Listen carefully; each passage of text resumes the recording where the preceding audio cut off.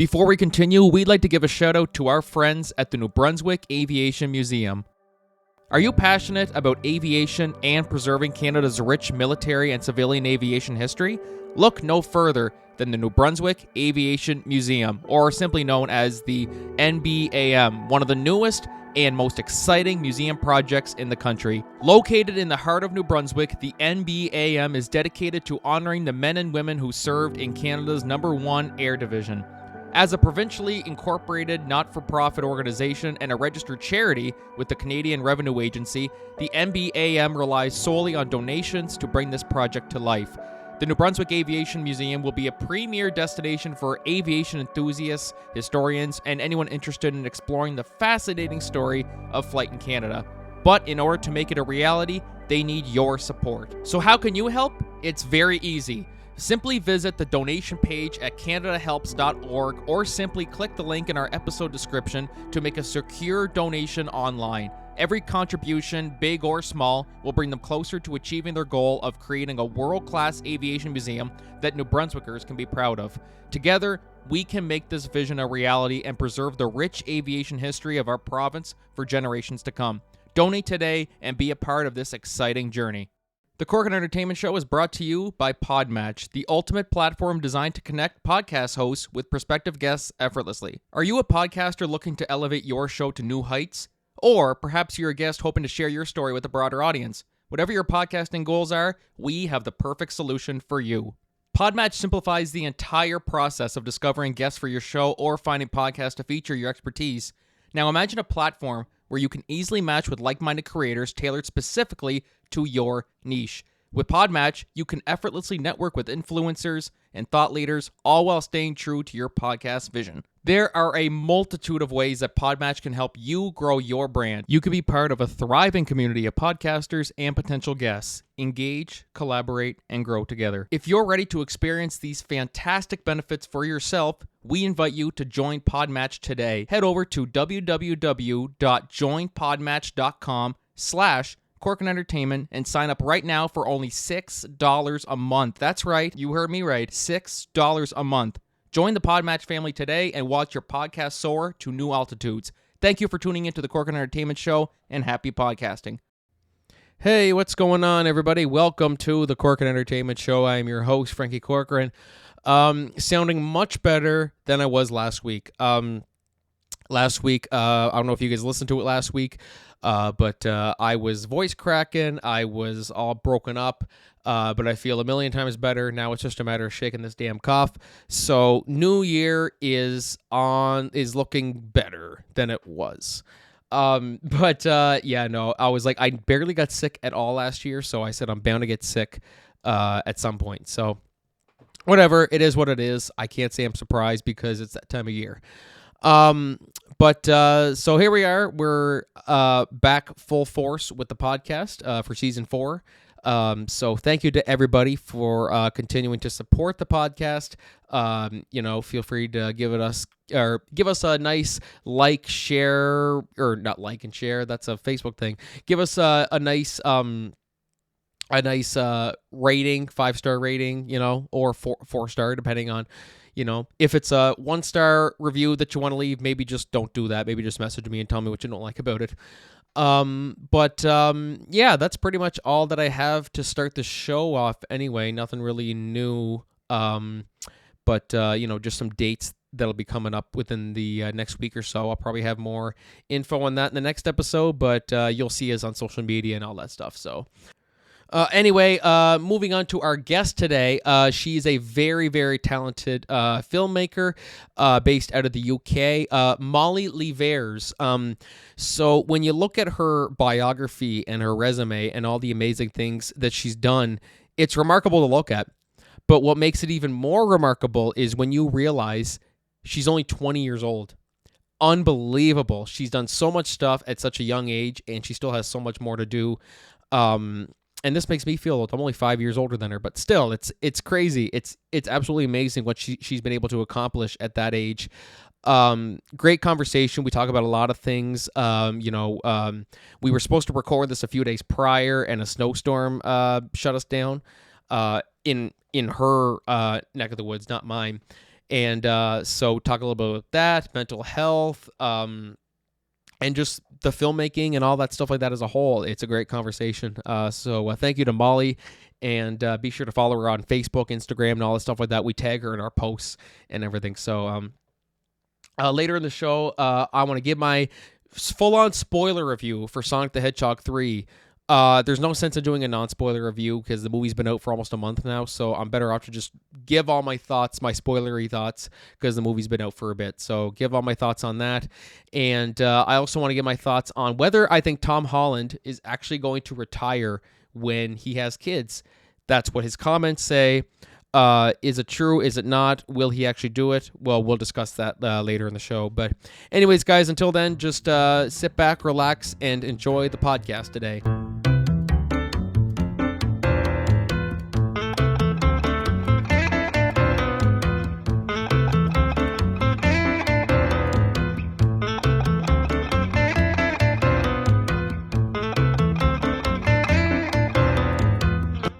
All right, hey, what's going on, everybody? Welcome back to the Corcoran Entertainment Show. I'm your host, Franky Corcoran, and today I am joined by a very, very accomplished, award-winning filmmaker, and very honored to have her on here today. And we were just talking about this before. She's accomplished so much stuff, and she's only 20 years old. That's Mollie Leivars. Mollie, how are you? I'm good, thank you. How are you? I'm doing great, and I pronounced your last name right, correct? I normally check with that Yes, before. yeah, it's all good. Okay, perfect. Awesome. Do you get many people who mispronounce it all the time or anything like that? Yeah, I think I never mind. I never mind however anyone pronounce it. I've had a few interesting ones over the years. I think the worst one that I ever have was Levi's, which was really random, but no, I never mind because a lot of the time I forget how to spell it and how to say it and everything. So, and my first name is spelled differently as well, so I very much blame my parents for that. Yeah, how dare you guys? Uh, Yeah. well, even I can never state because mine's Frankie with a Y at the end, and every hmm time I give someone my name and they always fuck it up somehow and put IE, and hmm I can't be mad at that because I'm like, okay, that's how it's normally spelled anyway. But then there's a part of hmm me like, oh shit, really? So we're kind of similar in that regard, where hmm Molly's normally spelled with a Y, and in this Yeah. case, it's an IE. But same name, it's just spelled differently. hmm Um, so we were supposed to do this a couple days ago, but Mother Nature had other plans. hmm Where are you located again exactly, Molly? I'm in Leicester, but I was staying at my partner's house in Bedford at the time. And you got just completely hmm blocked in. And I remember I got the email. She's just like, I'm kind of stranded right now. I can't Yeah. really get out. Was this kind of the first big one that you've dealt with this year, or is this like the third or fourth or? No, it's the first snow that we've had this year. And it cleared by kind of the afternoon. It was pretty heavy in the morning and then it cleared quite quickly. But I'm such a wimp when it comes to snow that whenever there's any sense of snow, I'm just like, I can't drive in it. I can't. I refuse to drive in it just in case because it absolutely petrifies me. The one thing that I could never stand with some people is if we're going to like I don't know, we're like a gathering or something like that, and the one who's hosting it, uh, they don't have to go out anywhere. And so the people who are supposed to come and they say, oh, the roads are kind of bad. I don't feel like going. They're like, oh, come on, the roads can't be that bad. And then sometimes I feel Mhm. like saying, okay, you fucking pick me up then. Like it's like, okay, yeah, nice to be Yeah. you. You're hosting the event. Like, okay, that's all Mhm. fine and dandy. But I'm glad that you have that level of I'm not gonna bother risking it. It is what it Mhm. is.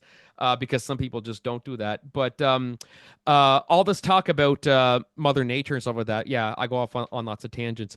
But as I was kind of saying off the top of the show, 20 years old, you're an award-winning filmmaker. You have your own company, and just I kept saying that was one of the things that really drew me towards this interview is I'm like that's unbelievable. Like as I said off the top, like congratulations on all that success. But where did the journey kind of start? Like how long have you been writing stuff? How long have you had the ideas and all that? And when did all this kind of come to fruition? Well, it whenever I was little, I was always writing things, and I was always creating stories, and even with like Barbies and Teddies and stuff. Like it wouldn't be like the general stories that people play. Like mine were like apocalypse or they've been stranded or something. So it was always very, very dramatic, even when I was little. And then as I got older, I started getting involved in acting.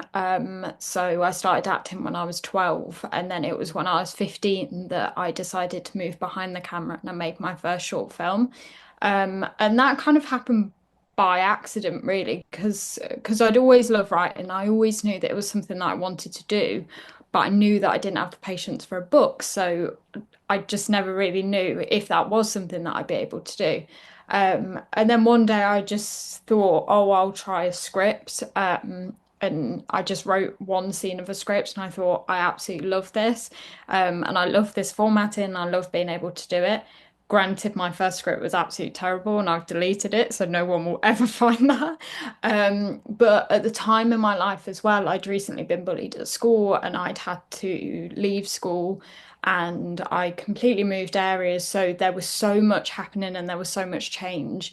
And I was going through a lot personally, so I knew that I wanted to highlight things as much as I could. I knew that I wanted to try and change people's perceptions of things or make people feel like they weren't alone in what they were going through. So it all just kind of coincided together, and it was all kind of within one moment, which was really nice. Oh, okay, awesome. I find it kind of funny how you said the very, very first script you wrote, you just threw it out because you didn't want people to see. But to me, I honestly like whenever we see like the very, very first stories that somebody Mhm. had ever written because I think it really just shows that like at that young of an age that like okay, this is how long like this wasn't a spur of the moment decision. This is something Mhm. that I've been writing stuff for years, and it was just a matter of okay, how do I get this lifted off the page and onto the Mhm. screen or the stage or whatever it was for. And Mhm. it was so funny. Actually, just recently, I found all these old childhood books that I used Mhm. to write, and it was like the real story behind Little Red Riding Hood, Mhm. where it was like you see the wolf's perspective. Like it was just. So I see it now, Mhm. and for a second I said, okay, that's kind of cringy. But then I look at it, I'm like, I think this is kind of inspiring for people in Yeah. a way. Mhm. Have uh, uh, in your writing endeavors and stuff like that, do you kind of encourage that with people where if they say no, I don't want to show that because it's too embarrassing or it's not Mhm. my best work, do you just encourage it and just say no, just show it to me and let's see what we can do? Yeah, definitely. I mean, I think it's really difficult. It's really difficult to take that leap, especially if you are either earlier on in it or even now there's some scripts that might be a little bit different to what I'm used to. And I'll be petrified to show anyone it because it just feels so scary. And I think that there's always a part of you that's within a script, and especially if you're writing about your own experiences, it's really daunting. A thing that I've found to be the best thing, um, and for me anyway, is that I always show it to my mom because she will tell me the truth, but she'll have mum goggles. So even if it is really terrible, she will think that it's really good. So it just gives you that like confidence boost initially. But no, absolutely. I think it is a very daunting thing and it does get easier, but I think that that fear is still there. I've been writing for a few years now, and even now when I send my script off to people, to producers or whoever, I am really, really tense and really anxious until they get back to me. Because yeah, it's really frightening. You feel like you're like putting a part of yourself out there and you don't know how that's going to be received, or just because it makes sense in your head doesn't mean it makes sense in someone else's head. But no, I definitely think that it's something that gets easier. And also as well, no story is a bad story. I think, you will find your audience, whoever they are. And if the first people that you send it to aren't your audience, then they aren't. And then you can find people that are. So there will always be someone out there who understands it, who gets it, and who likes it. So I think just keep going until you find those people. No, exactly. You'll kind of find your niche. I kind of just picture because I always did that because I'm always submitting play scripts and stuff all the time, and you're always just like waiting and waiting and waiting just to see like, okay, is Hmm. somebody gonna read? And then once someone gives you an email, and as the email's loading, you're thinking, oh shit, what is it? Oh god, here we go. Hmm. And then it's either hi, thanks for submitting, or we'll look at it when we get a chance, or it's Hmm. hi, thanks for submitting, or but unfortunately we couldn't consider it. Hmm. How do you take those rejection emails? Because that's something that I find with certain creators that makes or breaks them. In the Hmm. regard where if they submit two or they submit three and they're all declined, it's like, why am I even trying? You know what I mean? So like, Hmm. how do you kind of deal with that? It is really difficult, and I think sometimes I can deal with it better than other times. Sometimes, especially when it's things in a row, you do kind of get to a point where you're just like, oh my God, maybe I'm absolutely terrible. And it is hard. But I think the best way that I've learned how to deal with it is almost to assume that it is going to be a no. So if like not assume it in the sense of putting yourself down or anything like that, but just kind of send it off and then forget about it completely as much as you can, or just assume, okay, that's been sent off, so that's done now, and kind of close that door. But then again, with some things, there was something recently that I'd applied to ages ago, and I couldn't help but get my heart set on it. And sometimes it just happens and you can't help it. And I hadn't been accepted into it. So I spent an hour or so kind of a bit like, oh no, kind of. But I think because it's so normal and it's so kind of day to day, I do think that you just get used to it and it just gets easier to deal with. But then there'll be a few things that might crop up and they do affect you, and it does make a difference. But I found that usually that depends on what's happening in my personal life as well. If I'm really stressed out in general, then stuff like that will mean like more and will affect me more. But no, I don't think it's about developing a thicker skin or anything like that. I think it's about not preventing yourself from feeling that way. Like, knowing that it's okay to feel disappointed and it's okay to feel, a bit disheartened or whatever, but just not letting that affect your work going forward. Because I think something that I did for a good few years is if I didn't get accepted into something or a script didn't get accepted, then I thought I needed to change something in order to be accepted when that isn't the case a lot of the time. A lot of the time, it's just not right for this time, or you're not the right person, or something, but you will be in future. Because otherwise, then if you keep changing after everyone, then you're just chasing something that isn't really there. But that's the best way that I've learned how to deal with it is to feel the disappointment and feel the disheartening and everything like that, but not to let it affect the work. This episode of the Cork and Entertainment Show is brought to you by Taylor Brands. Are you ready to take your brand to the next level? Whether you're launching a new business, scaling your side hustle, or just want to give your existing brand a glow up, then I highly recommend you check out Taylor Brands. Taylor Brands is an all-in-one branding platform that empowers entrepreneurs and creatives like you to express your unique identity online. Their user-friendly platform helps you design logos, business cards, social media posts, and all the promotional materials that you need to get your brand noticed. And it doesn't stop there. With Taylor Brands, you'll also get access to powerful tools to manage your social media presence and create high-quality marketing content, all tailored specifically for your brand. Join the thousands of satisfied entrepreneurs who have transformed their business identities with Taylor Brands. Sign up today and use the link in our episode description to let Taylor Brands know that we sent you. This episode of the Cork and Entertainment Show is brought to you by audiobooks. This website allows customers to choose from over 125,000 of the best sellers and hottest titles of all genres. Audiobooks can be downloaded directly to one of the free iPhone, iPad, or Android apps, or streamed instantly from almost any internet-enabled device to listen to. Whether you're driving, doing chores, or going for walks, Audiobooks is there for you anytime, anywhere. Not sure if audiobooks are your thing? No worries. Audiobooks.com offers a 30-day free trial. That means you can explore thousands of titles at no cost to you. If you find that audiobooks aren't quite your style, you can cancel anytime, no strings attached. With such a low-risk opportunity, why not give it a go? Sign up for a free 30-day trial today using the link in our episode description to let audiobooks.com know that we sent you.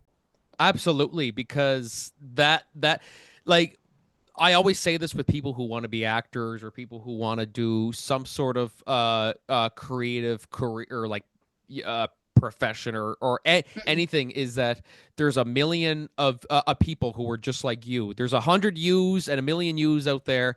But only one person can get a certain part, and if you go Mhm. into it, that's actually a good way. The way you said it, just you always go into it just expecting the answer no. And if you Yeah. go into it expecting no, then it's like, okay, you won't be disappointed.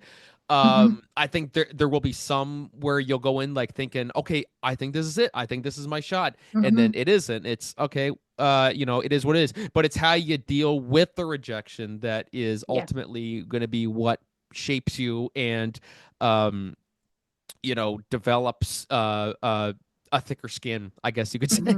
Hmm. Yeah. Because yeah, there's so many ways to look at it, and people will hear something that I ask almost everybody, and it's always interesting to hear everyone's different perspectives. How do you define success, especially within the entertainment industry? Because people define it in so many different ways, but how do you, being you're only 20 years old, you've done so much amazing things already. How would you define success? I think for me,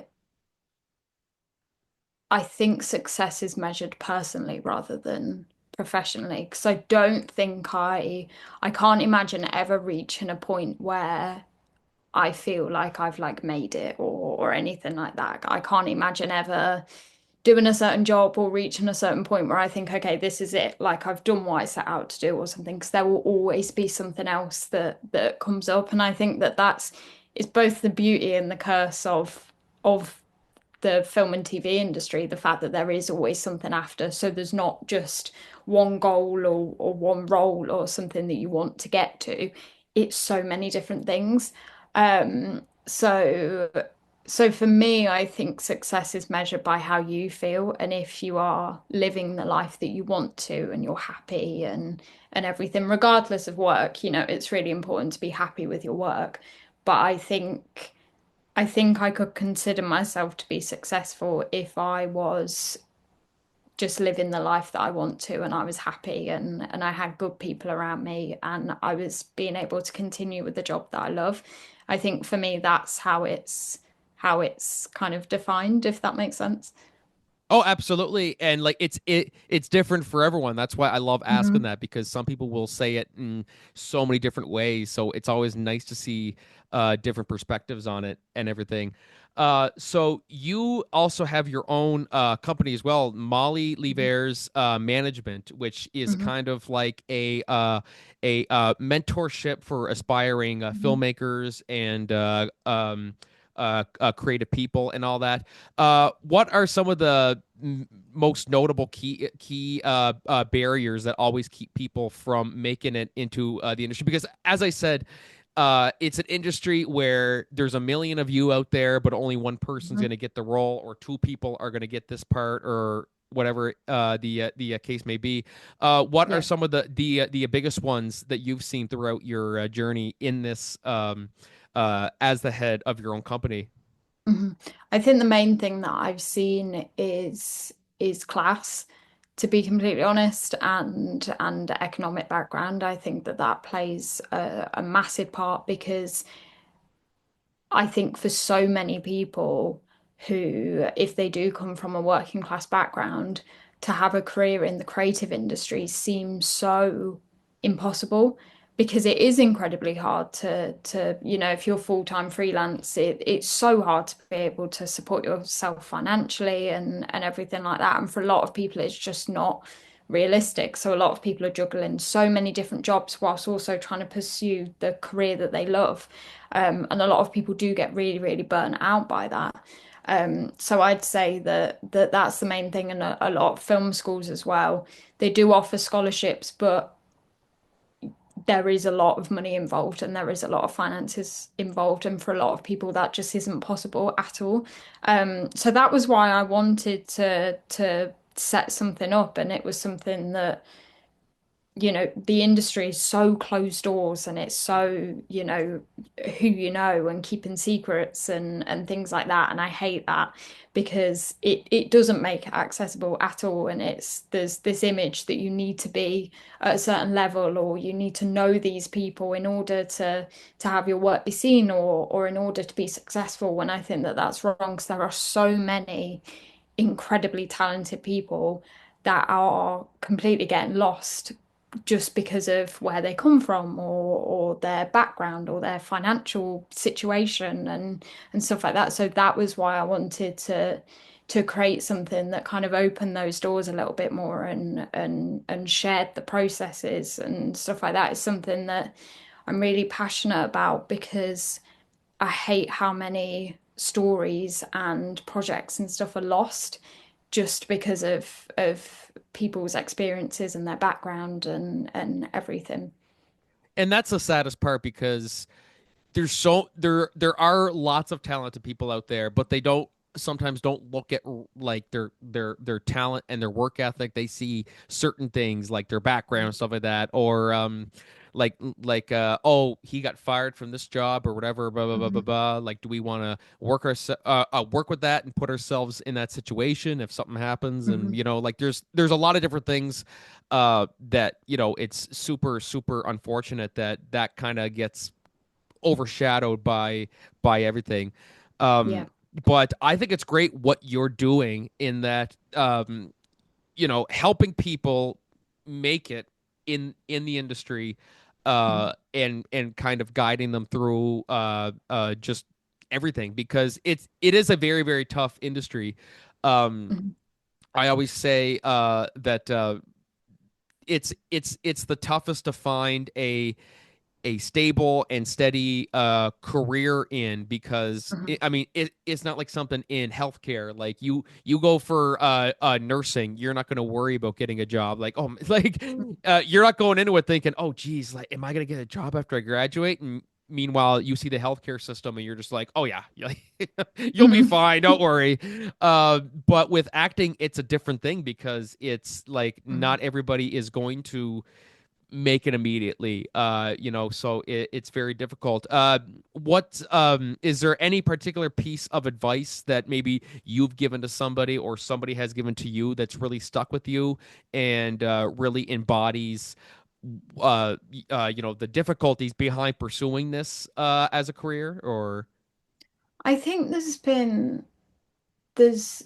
a lot of people over the years who have completely shifted my perspective on things, not just with work, but with everything. Um, but something that I always say to people is that you live with you, not your job, because it is very difficult, especially in the industry that we're in, especially when you're working freelance and everything like that. There are so many people who say, take every opportunity you can get, take every job that you can get, like do everything that you can. And to not do that feels really wrong. But there are certain jobs, there are certain situations, there are certain projects that might not be right for you, or there might be things where your safety is compromised and things like that. So that's something that I really, really drive home. And when I was teaching acting a few years ago, that was the main thing that I used to say was, you live with you and not your job. So you are way more important than your job is, and your safety and your health and your well-being will always be more important than your job. And you can say no. If you get a project through and you think, oh, this isn't right for me at all, or you get a bit of a gut feeling, then it's okay to say no. You're not jeopardizing your career. You shouldn't have to feel guilty. Like, anything like that. And that's something that I'm really passionate about speaking about as much as I can. Because it's only within the last year or so that I've kind of been able to do that and feel that. And even now, if there's a few like red flags with a job or something and I turn it down, I feel incredibly guilty. I will spend 3 days feeling so guilty, like talking to my partner and my mom and my friends and everything, saying, "Are you sure I made the right decision? Do I definitely, like I really overthink it." Um, but it's so important. I think that that's possibly the best thing that you can do is know that you are more important than your job, and your job is not your life. So you can say no, and that is okay. At the end of the day, it's what was I gonna say?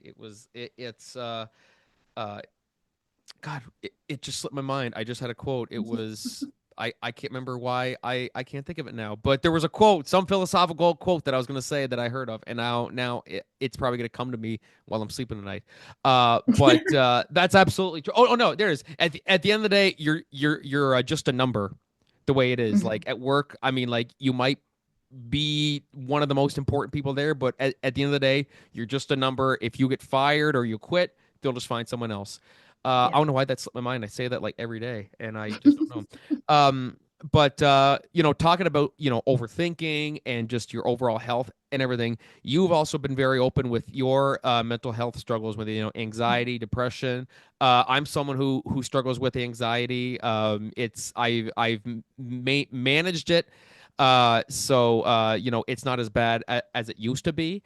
Mhm. But how have you kind of managed the mental health aspect of the whole, doing everything that you're doing, but keeping your mental health at number one priority? Mhm.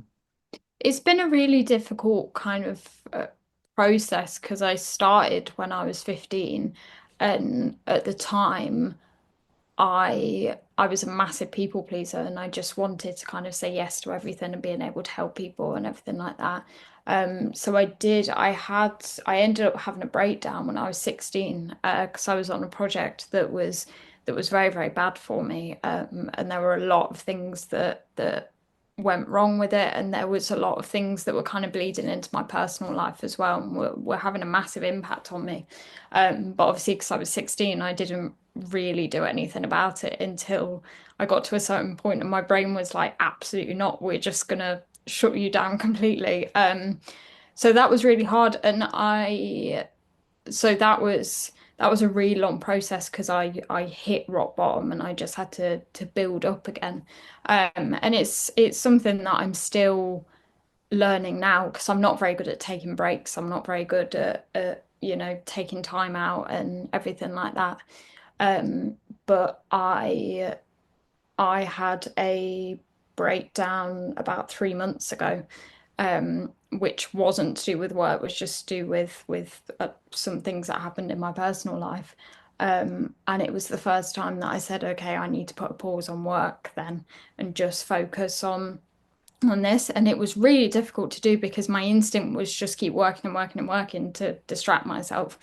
But I thought that's not going to work in this situation. And I think I'm constantly learning about when's best to do things and what the best processes is, and what works best for me or what doesn't work for me, and things like that. And I think I'll always be learning that. I think I'll always be evolving with that. And everything. So I think being able to take a step back is something that I've learnt more because it goes back to the thing as well as you live with you and not your job. So if I'm not very well within myself, then I'm not going to be able to do my job, and it's a job that I love.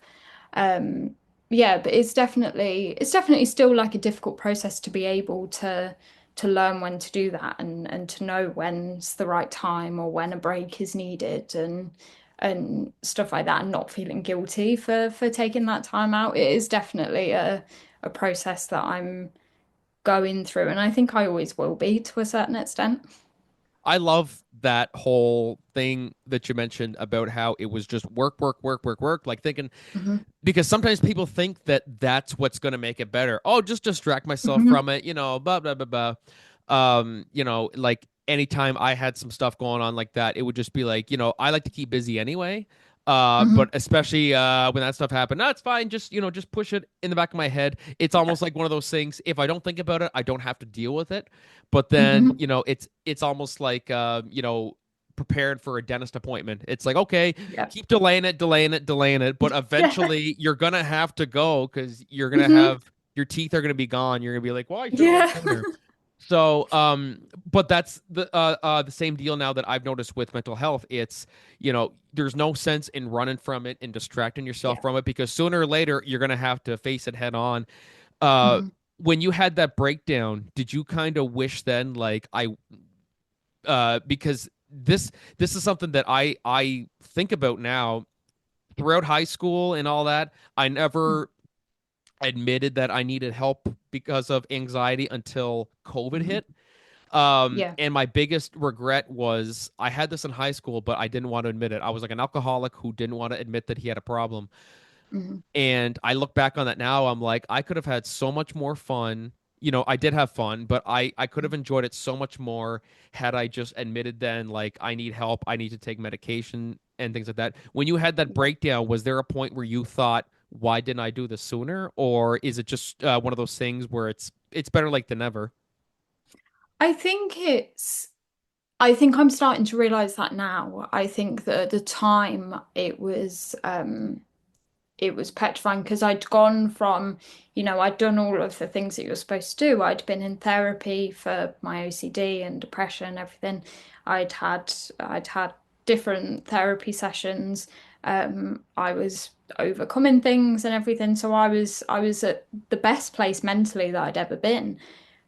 To then go from the best place to the worst place within the space of a few months, that was absolutely terrifying. And at the time, I couldn't understand it, and I hated it because I thought, I feel like I could be doing so much more. I feel like I could be so much more as a person than what I am right now, and I don't really understand why I'm experiencing what I'm experiencing now. Like, why couldn't it have been before or after or something?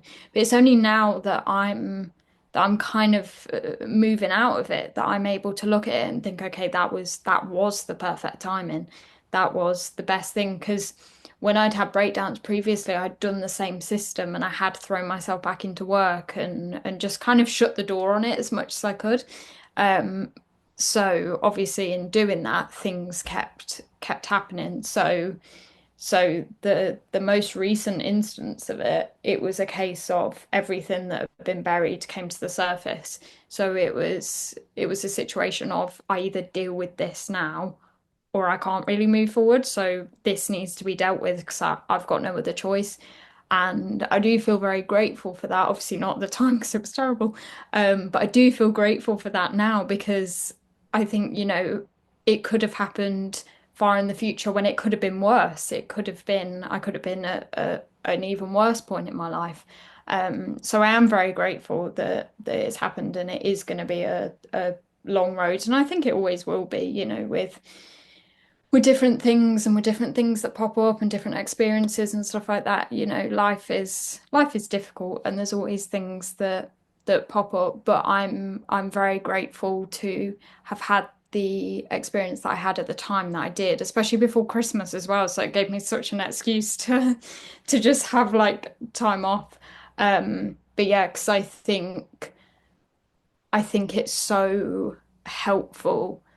It is very difficult, but it's so helpful to suddenly be faced with everything because it means that you can put it back in its order and the way that it needs to go so that it doesn't bother you in future.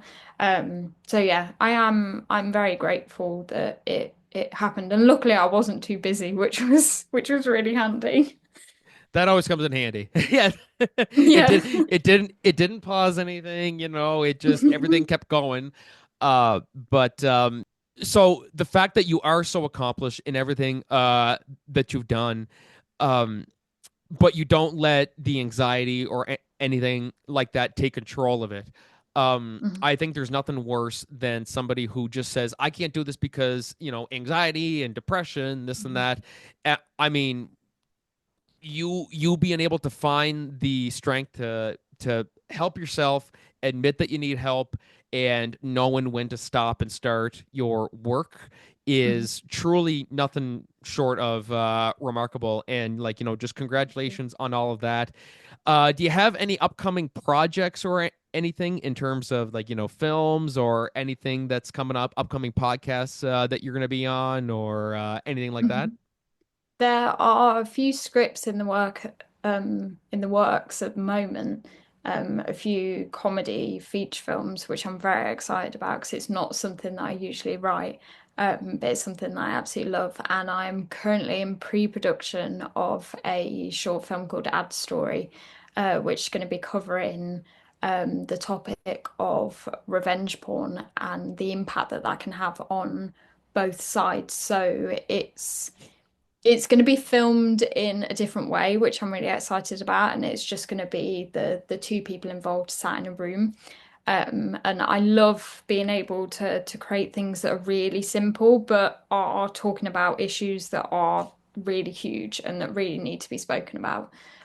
So I wanted to do something where it showed how it ruins both sides of their life, but in a completely different way. So I'm very excited for that. We're currently in pre-production, so the script is finished, and now it's just doing like chemistry reads and everything like that. And but that will be filmed at some point over the next few months, which is very exciting. Awesome. I got so much on the go, but don't forget to keep your mental health in check and everything. That's Yeah. always the top priority too. Yeah, having a big talk about, okay, don't distract yourself with work. But here I got 20 projects on the go. But no, in all seriousness, no. Mollie, thank you so much for taking the time to come on today. And as I said, I think it's just amazing what you have done. Like I've said it many times. You're probably thinking like, would this guy shut up with the saying all this stuff? But I mean it. I think it's truly amazing what you've been able to accomplish and how you've handled mental health and stuff like that, and you got a bright future ahead of you, and I'm super excited to see what you do. And just thank you for taking the time to speak with us today, or me today, I'm No, sorry. thank you for having me. So guys, we are going to take a short break. We will be right back, but until then, this is Franky and Mollie signing off. Thank you, Mollie. Thank you.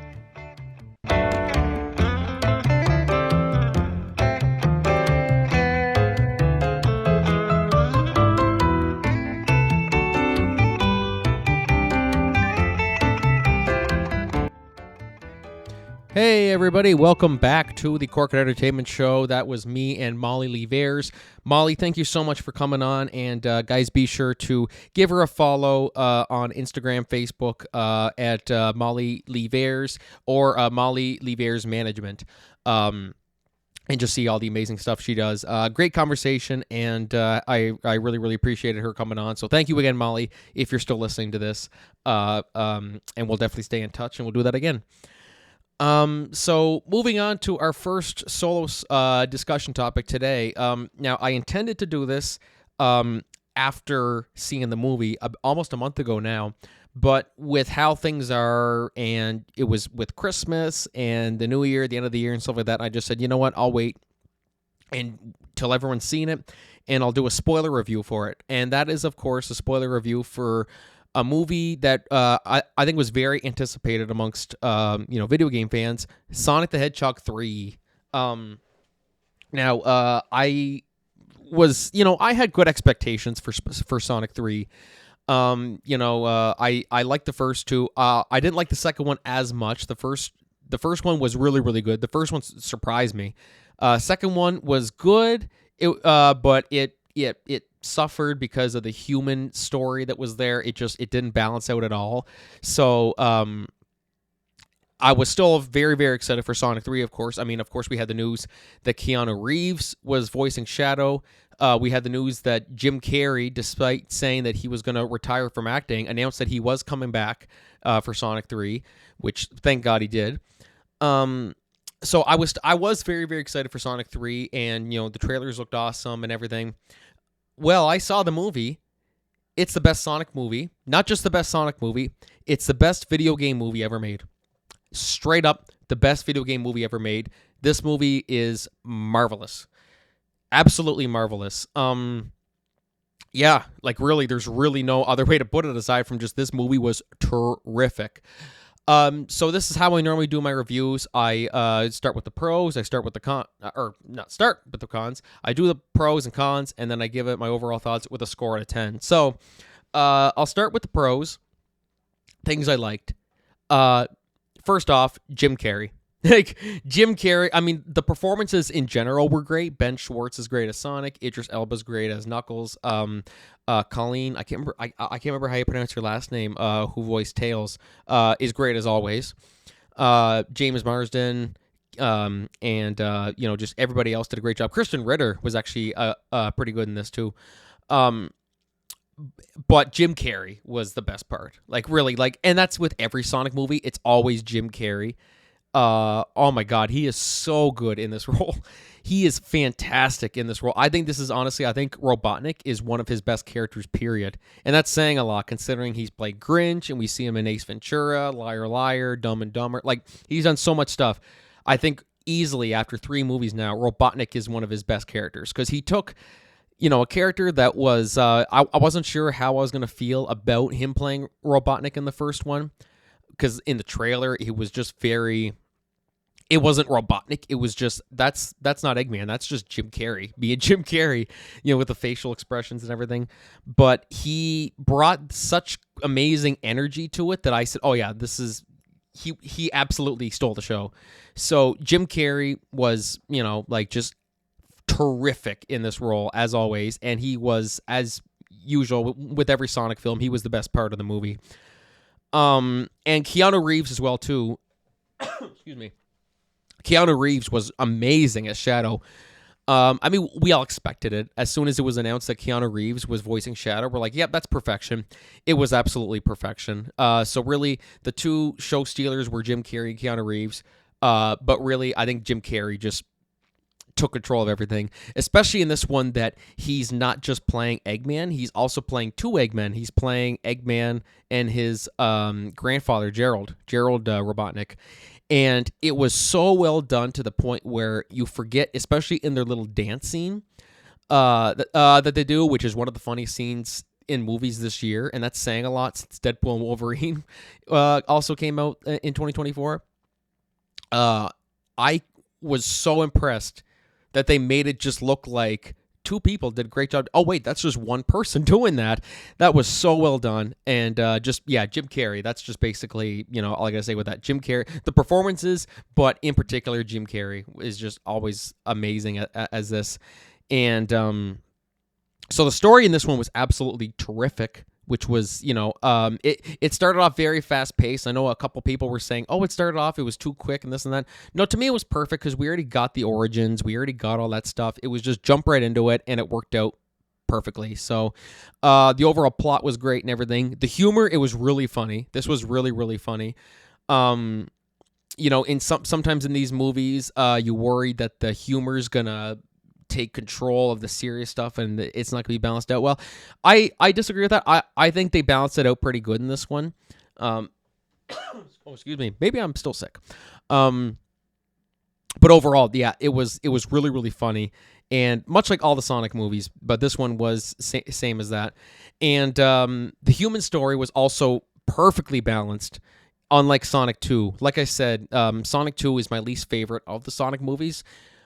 Just because primarily was because I didn't like how the human story, I feel like it just took away from everything. And it was just it almost felt like I was watching 2 different movies in a way. So anyways, that was my thoughts on that. I just think this time Tom and Maddie really, really fit. And of course, we even had that thing with Tom's near-death experience. which I'll also get to that in the cons. I don't want to talk about that now. So yeah, the human story was perfectly balanced, and the fact that it factored into the story in such an impactful way was really, really good.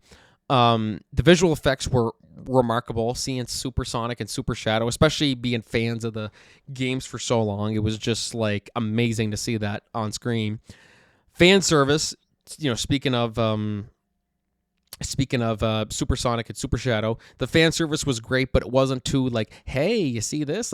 Like that was one of my problems with the Mario movie, was that it felt like they were trying to fan service absolutely everything. So they were dumping so much stuff into the movie just to be like, oh, hey, remember this from this game? Oh, remember that from Mario Kart? Oh, remember that from Donkey? Like, it was just, they were trying to do too much of that. But in this one, they did it perfectly in this one. So I really, really admired how they handled the fan service. Fan service can be done right or done wrong, and they handled it great here. And the soundtrack was awesome in this one too. Live and Learn, I got goosebumps when I heard that as a Sonic Adventure 2 fan. Galvanize, the song Galvanize when Jim Carrey's doing the dance was just, oh god, that song's so good. And my favorite song, surprisingly, was the credit song with, it was Run It by Jelly Roll, which is, Jelly Roll's just blowing up. He's just so good. And the credits was great. And that song in particular was great. Run It by Jelly Roll. Feel free to listen to that too if you haven't heard it yet. It's really good. So those are the pros. The pros being performances, in brackets, Jim Carrey. The story was great. The humor was great. The human story was perfectly balanced. The visual effects were great. Fan service and the soundtrack, those were all my pros. Now, I have one con, and that's fine. One con. I only got one con for this movie. And it's not even really something that they did per se. It wasn't something like, oh, they did that and I didn't like it. It was overall, didn't feel as impactful as it could have. I think that was my thing. So I mentioned earlier about Tom's near-death experience. I'll be honest, I think it would have been much more of a gut punch, or a bigger gut punch, if they would have just straight up killed him. I really, really do. And yeah, I mean, call it bleak, whatever. But to me, it was like by the end of the movie, it just felt like we were almost back to square one. Because then it's, okay, look at the end. Oh, now we have, because first movie ends, excuse me. First movie ends, it's a teaser for Tails. Second movie ends, it's a teaser for Shadow. Movie 3 ends, it's a teaser for Amy and Metal Sonic. And to me, I was kind of hoping they would break that pattern. Because then it's also like, hey, everything's peaceful, we're all alive, and this and that. Robotnik is defeated or he's dead. And now it's just, oh, look, who's here again? Like, I was kind of hoping maybe there'd be a little bit more impact, like if Tom actually did die. I'm glad he didn't, because I do like James Marsden a lot. But I think there could have been more impact where, in certain spots. And also with the Shadow backstory, that story is always so well done. I feel like they could have hit us harder with that. I think they did it well for a PG movie where it's like, okay, you do have kids coming here. You can't shoot Maria, because there are kids still watching this. So that I understood that. I never gave any criticisms toward that. I want the death to be brutal. No. I think they handled that perfectly. But in terms of the build-up, I think they could have done it a little bit better. I mean, to be fair, you can look at it and say, well, it was still impactful. I guess so. I think there was just a part of me, maybe it's a part of me that's kind of bitter that like, oh, I want to see more and this and that. But overall, yeah, those are my only cons. And my only cons for the movie is just I wanted more of this or I wanted more of that. But even then, that's not a bad thing, really, because overall the movie was great. Unfortunately, I wish it was doing better than Mufasa. Because Mufasa's doing better at the box office than this one is. And I haven't seen Mufasa. Oh, geez, pardon me. I haven't seen Mufasa yet. I still plan to see it. It's just, there's part of me that doesn't want to see it because I'm seeing the reviews and I'm seeing some stuff about it. But I really, I think the critics still agree, though, that Sonic 3 is the better film. And my God, you went from like 60% of Rotten Tomatoes to now this one's got 89% of Rotten Tomatoes. And that's so well deserved. Sonic 3 is a winner to me. So I'm going to give it a 9.7 out of 10. Amazing movie. Absolutely amazing movie. And we already got confirmation that Sonic 4 is coming, which I think awesome. My only thing is Jim Carrey has to come back. That's all I got to say. I know that they made out to be like, this is Robotnik's big sacrifice. He's dead. Okay, cool. That was impactful. But Jim Carrey makes these movies. You can't do it without him. Sure, Keanu Reeves is cool to have in there as Shadow. But come on, man. You got to have Jim Carrey come back. And I think he will. I think he said he was open to it. But it's almost like they purposely leave the door open where, okay, if Jim says he's done, then okay, then this is a good send-off. But if he does come back, then that's awesome. He'll just come back. They'll just work it in as, oh hey, Shadow saved him. But anyways, I'm super excited for Sonic 4. We're not getting it till 2027, but it is what it is. Definitely, guys, be sure to let me know your thoughts. Did you like Sonic 3 or did you like Mufasa better? Definitely be sure to let me know your thoughts in the comments. And so for our last solo discussion topic today, sorry, I sound weird. As soon as I stopped that Sonic review, I paused it and I just had to cough real bad. This is the most talking I've done since I've just gotten over being sick, so it still feels a bit of a, but whatever. That's fine. You guys don't care about that. Our last discussion topic today, I want to talk about, is Tom Holland actually going to retire? All right, so this just came not long ago. So Tom Holland's been having a great year so far. I mean, first off, he's got a bunch of gigs. We're doing Spider-Man 4. There's also the new Christopher Nolan film. He's got the 2 Avengers movies. And he just got engaged to Zendaya. That's awesome. That's awesome to hear. So he was kind of just talking about, what's going on with his life and all this stuff like that. And so he basically said, it was like a Men's Health interview. I'm just pulling up the quote on here. So he essentially said he doesn't plan to act anymore once he has kids. Once him and Zendaya have kids, he's going to retire from acting. And so he says, you will not see me in movies anymore. I will just disappear off the face of the earth. Or wait, where's the quote? He said something about golf and dad. Why is that not on here? But basically, yeah, it was just basically, oh, here it is.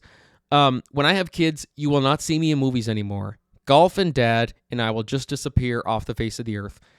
So that's what he says. Now, of course, people will hear that and think, how can he retire? He's only, 28? I think he is, 28. So I think, if they're engaged now and they get married, let's say this year, next year, he's not far off from having kids, if this is the plan anyway. Now, of course, he's already got, he's got 4 movies lined up. So, I mean, of course, he's got to do Spider-Man 4, which he already confirmed. He's going to do, I almost said Oppenheimer, but Christopher Nolan's next film, The Odyssey, which I can't wait to see. And then, of course, we have Avengers Doomsday and Avengers Secret Wars. So we still got those. Those are confirmed. We're still getting those. But beyond that, looks like we're probably not going to see Tom Holland soon in movies. Because, look, if he's saying he's going to retire once he has kids, he just got engaged. And, he's already got all the money in the world and this and that. So that's one reason why people might look at that and say, why would he retire? He's too young. Well, he's got more money than one person needs. So he could retire now. I mean, really, no actor ever has to work. Robert Downey Jr. Doesn't have to work ever again, but here he is. He's back at Marvel. So, and they're paying him a whole movie's budget. But anyway, for one movie. So, do I believe him when he says he's going to stop acting after he has kids? To a certain extent. See, I think he's going to stop for a bit. He's going to have kids. He's going to kind of just, no more movies, this and that.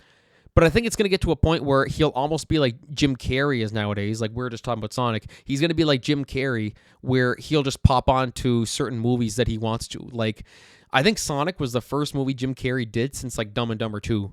If I'm not mistaken, that was the first movie he did in years. So I see Tom Holland just doing that because after a certain point, I think he's just going to be like, okay, it's nice to be a stay-at-home dad, especially at his age. That's like everyone's dream, to have all that money and you're just a stay-at-home dad and just playing golf and being a dad. Like, that's, who wouldn't want that? So, but I think he'll retire for a bit, But then eventually I think he'll get back on. Like maybe he'll come into a Spider-Man movie here and there or pop up as Spider-Man or whatever.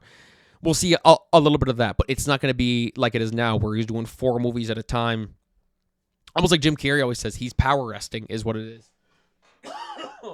Sorry. Power resting. That's how I see. That's what I think he's going to do. So, do I think he's going to retire? I don't think so. But here's one thing that it also means. It doesn't sound like we're going to get another Spider-Man trilogy. Because I kept saying, I said, we'll definitely get Tom Holland in for Spider-Man 4, Doomsday, and Secret Wars, and a full Spider-Man trilogy, like a new Spider-Man trilogy. But if he's already talking about retiring after he has kids, and he's already engaged, yeah, I don't think we're going to get that trilogy. They haven't started filming Spider-Man 4 yet. Once Spider-Man 4 comes out, and then Doomsday, and then Secret Wars, yeah, I really don't think we're going to get another trilogy. Like, I don't think we'll get a Tom Holland Spider-Man 5 or 6. Maybe Doomsday or Secret Wars is his last one. We'll see how it goes. I mean, maybe I'm wrong, and then maybe in 5 years he'll pop up as, the new villain. Maybe he'll be the next king if they decide to do the King Dynasty in a few years or whatever. But yeah, it's going to be interesting. I think it's going to be interesting. But so my answer is I don't think he's going to retire, but I believe him to a certain extent where we're not going to see him in as much once he has kids because that's going to be his life now. He's made enough money where he doesn't have to work for himself. And the idea of him just being a stay-at-home dad, like he says, golf and dad. And, he not just has more than enough money for one person like himself, but he's also going to be married to Zendaya, who is, if not bigger than him. So, yeah, dude's set for life. I mean, I think we all aspire to, be like that someday, and we can retire at this age. Like, good Lord. If retiring at 28 or 29 or 30 was like what, if Tom Holland set the standard for people normally retire by this age, I will be retired in like 5 years. I can't wait. It's gonna be awesome. But yeah, we'll see how it goes. Things could change, but right now I kind of believe him, but we'll see how it goes because he might say it now, but then he might be like Jim Carrey where he gets a good script and he's like, well, shit, I got to say yes to that. But yeah, we'll see how it goes. Either way, we still got lots of time with Tom Holland because, of course, 2 Avengers movies and the Christopher Nolan film. And who knows, maybe, Robert Downey Jr. got an Oscar for the Oppenheimer and Cillian Murphy got an Oscar. Maybe this will be Tom Holland's time for an Oscar. I think maybe he's going to go for a couple Oscars maybe before his career's done. And maybe this Christopher Nolan movie could be because they always do really well at the Oscars. I don't know how big of a part he has in the Odyssey, but we'll see. I think there's a good shot for him. All right. So definitely be sure to let me know what you guys think. Is Tom Holland actually going to retire, or is he kind of going to go the Jim Carrey power resting route? Definitely, guys, be sure to let me know your thoughts on that. And we're going to call it for the show there today, guys. Rest of my newly rested voice. I keep drinking water and stuff like that, so I apologize if I'm still coughing. This is the longest I've talked since I've just gotten better, and I still cough a little bit. But I shall be completely better, hopefully by the end of the month. So thank you guys so much for listening. It's great to be back to a routine. And yeah, so we'll see you guys next week for the podcast. Stay tuned on our Facebook page and stuff like that for updates on our shows and all that. And we will see you next time. So until then, this is Franky signing off. Have a great week, everybody.